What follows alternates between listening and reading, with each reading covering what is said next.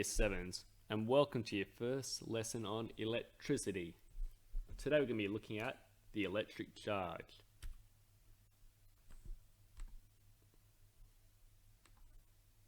So, electricity exists in nature.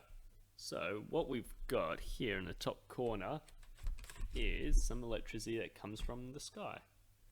This is called lightning. We see this all the time.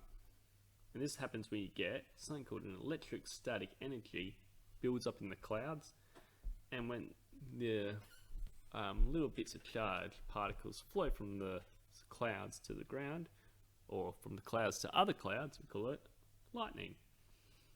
This can release a lot of current and a lot of energy. We'll talk about what current and energy, we'll talk about current in particular a little bit later on. We've also got electricity in the human body. These things are your neurons, which are nerve cells. And these send tiny little electric signals around your body. Now, electricity flows very, very fast. So these can send messages around your body really quickly. And the last place we find electricity is in atoms. In fact, that's all electricity is, the flow of charged particles. So in atoms, we've got protons, which are positive, and electrons that are negative. And if you get the flow of either protons or electrons, 99.99999% of the time, it's the electrons. But if you get a flow of the electrons, you get electricity. Now, here's a video that you should have already watched. So we'll continue on to the next slide. Now, here's a static electricity activity that I would like you to attempt in your free time. So it's on the PowerPoint. Now, electrostatic charge. So, the first rule about electrostatic charge is the conservation. Remember, to conserve something means to keep it stable. That means charge cannot be created or destroyed. It only gets transferred, which means it goes from one place to another. So the classic example, if a glass rod is rubbed by a cloth and the rod requires a positive charge, then the cloth will have acquired an equal amount of negative charge, meaning the electrons that were on the glass rod fly to the cloth, making the cloth negative because it's got more negative electrons. But there is no net charge, meaning the glass rod is now positive and the cloth is negative, but the amount of positive charge and the amount of negative charge is exactly the same. And why this works? The transfer of electrons. The electrons from atoms can jump out and join in other atoms. This is what we make a charge. If you've got more protons, remember protons are positive, then you got a positive charge. And if you've got more electrons, remember electrons are negative, you have negative charge. When two different materials are rubbed together, the tendency of electrons to move from between atoms normally results in one material gaining electrons and the other losing electrons. So will the glass rod or the cloth lose electrons? Well, we already talked about this. If a glass rod is positive, that means then the glass rod has lost the electrons. And the electrons jump off onto the cloth, building up electrons all on the cloth. Now, question for you. Is the action of rubbing the rod what causes the transfer of electrons? Think about it for a sec. And now let's have a look at the answer. It is actually the proximity that's needed to produce an electrostatic charge. However, rubbing the glass rod with silk brings more atoms of two materials into close contact than would normally occur by simply pressing them together. Meaning, if you were to just grab the cloth and just squeeze it, it would only be able to transfer electrons from this part of the rod. But by rubbing it, you also get all these electrons come in contact with the cloth, meaning more electrons are able to come into contact. Now, what happens with charged particles? If they're like, they repel, which means they go away from each other. And if they're unlike, they attract, which means they come towards each other. So for example, two negative charges would repel and fly away. But if you've got a negative charge and a positive charge, they would come together. Now you can see here, seen this kind of diagram before? It's exactly the same as the North and South Pole magnet.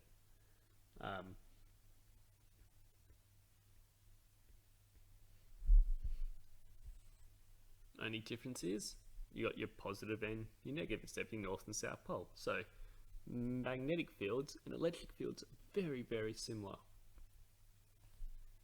Now here, if we look at it, you'll see that these two are attractive because they're opposite charges, whereas these ones are like. So if they're like, they are repelling. And it's the same over here.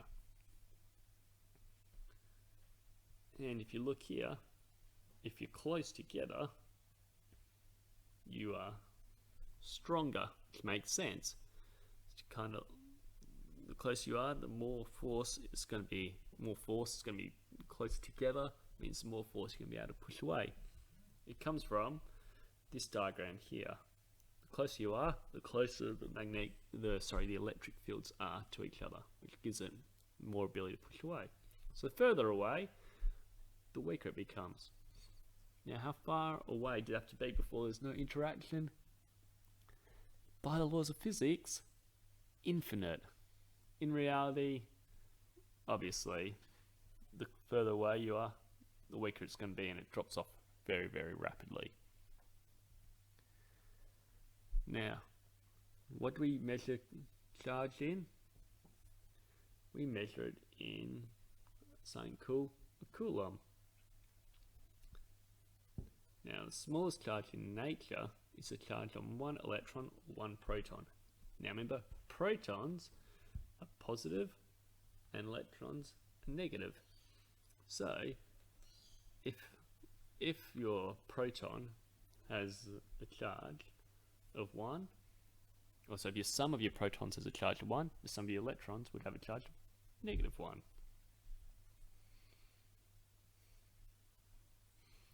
So the coulomb is the unit we use to measure it in. It's basically 1 coulomb of charge is equal to 6.242 times 10 to the power of 18 electrons, meaning you've got this many electrons in 1 coulomb of charge. Why do they have so many electrons for 1 coulomb? Well, if you did 1 coulomb equal to charge of 1 electron, and you've got so many electrons transferring, you're going to have a really, really big number really quickly. There's billions of electrons that transfer every time, so 1 coulomb is the designated amount. Now, here's some questions for you. How many electrons make up a charge of 0.5 microcoulombs? Well, to do this, you got to find the number of electrons is equal to the total charge divided by the charge of 1 electron, which, as you see, the total charge is 0.5 microcoulombs. Remember, micro is 1 millionth or 10 to the -6, and then charge of 1 electron, which you get from your data table, is 1.6 times 10 to the -19. We saw this when last topic when we looked at the electron volt, and the answer comes out as being D, 3.13 times 10 to the power of 12. So it's 10. So that's 3 trillion. 3 trillion electrons. Quite a lot. Alright, next question. When you comb your hair, about 1 microcoulomb negative charge is acquired by the comb. How many electrons are transferred to the comb? Well, same as before. Number of electrons is equal to Q over E, which is 10 to the minus 6 over 1.6 times 10 to the minus 19. And that comes out as being 6.25 times 10 to the power of 12 electrons. So, summary of everything. Conservation of electric charge. This is when charge cannot be created or destroyed, only transferred from one object to another. It is transferred through the transfer of electrons. And an excess of electrons causes an object to be negatively charged, and a deficit in electrons mean it is positively charged. If the charges are alike, they repel, and if they're unlike, they attract.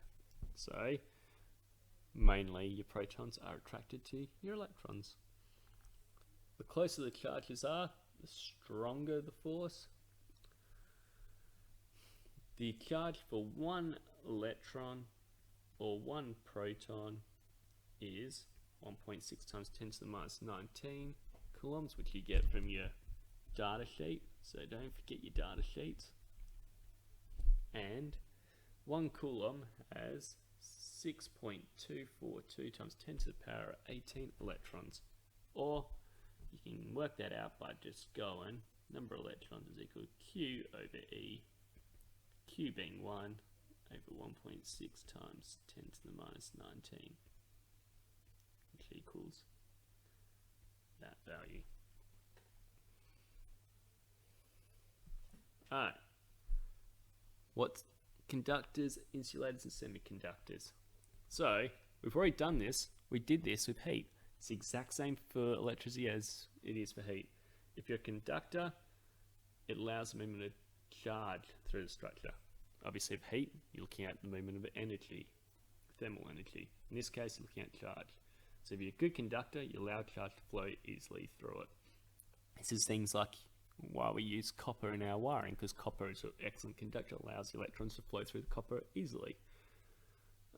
Insulators, they do not allow the flow of electrons, keyword there, easily. Insulators can easily be charged by friction, so this is where you get your static electricity build up.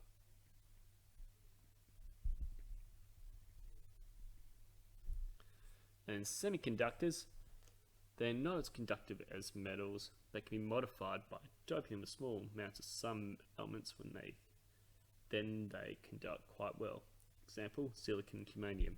This is used to make your computer chips, particularly the transistors in them. Alright, materials in which electrons are bound very tightly to the nuclei are referred to as, which are they?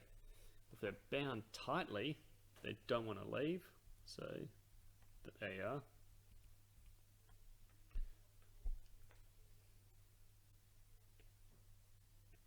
insulators.